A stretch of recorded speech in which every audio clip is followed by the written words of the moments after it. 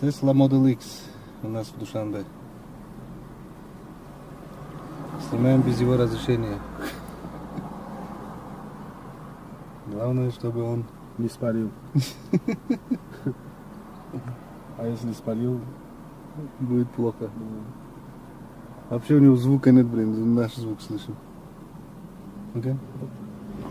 И поехал утюг.